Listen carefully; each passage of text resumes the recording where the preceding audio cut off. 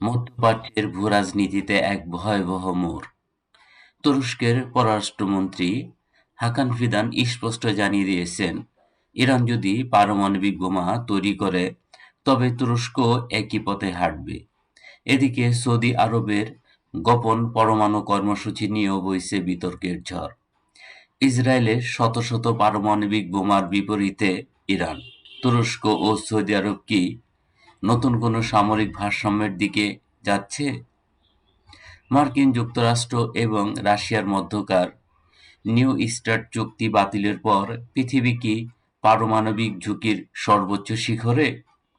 Digital news টিভির আজকের বিশেষ প্রতিবেদনে আমি বিশ্লেষণ করব এই পরমাণু প্রতিযোগিতার নেপথ্য কাহিনী। জানতে ভিডিওটি শেষ পর্যন্ত দেখুন।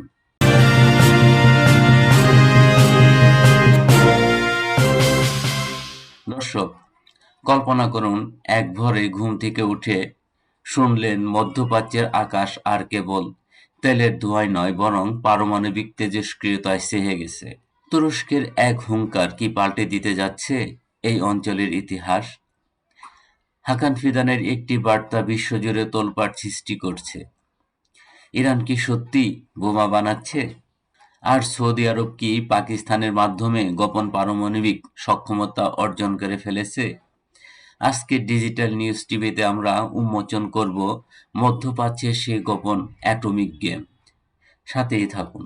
সম্প্রতি তুরস্কের পররাষ্ট্রমন্ত্রী হাকান ফিদান এক বিস্ফোরক মন্তব্য করেছেন। তিনি স্পষ্ট করে বলেছেন, ইরান যদি পারমাণবিক অস্ত্র বানায় তবে তুরস্কও বসে থাকবে না। এই ঘোষণার গভীরতা কতটুকু? তুরস্ক ন্যাটোর একমাত্র মুসলিম সদস্য।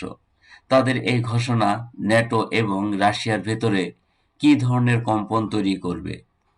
ফিদানের এই বক্তব্য কেবল হুমকি নয়, বরং একটি সুদূরপ্রসারী রাজনৈতিক কৌশল। সৌদি আরবের গোপন পরমাণু শক্তি।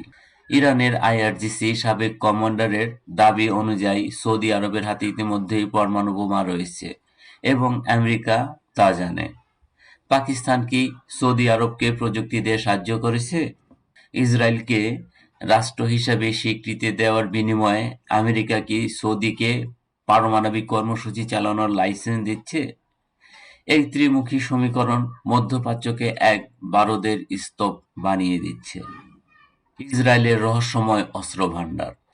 ইসরায়েল কখনো স্বীকার করে না যে তাদের কাছে পারমাণবিক বোমা আছে, কিন্তু ধারণা করা হয় তাদের কাছে ৭৫ থেকে ৪০০টি পারমাণবিক অস্ত্র রয়েছে।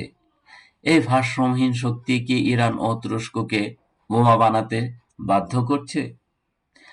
আরবে যখন ইসরায়েলের একচ্ছত্র আধিপত্য, তখন পারমাণবিক অস্ত্রই কি মুসলিম দেশগুলোর একমাত্র ভরসা?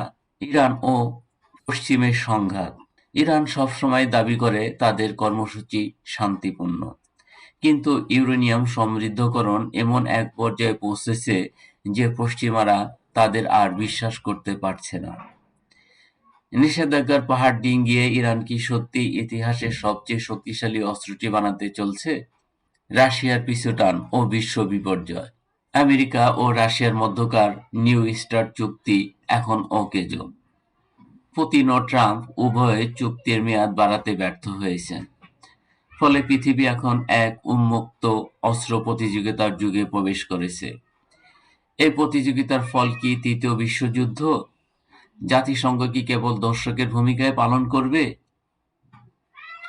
দর্শক, আপনি কি মনে করেন তুরস্ক ও সৌদি আরবের পারমাণবিক অস্ত্র বানানো উচিত?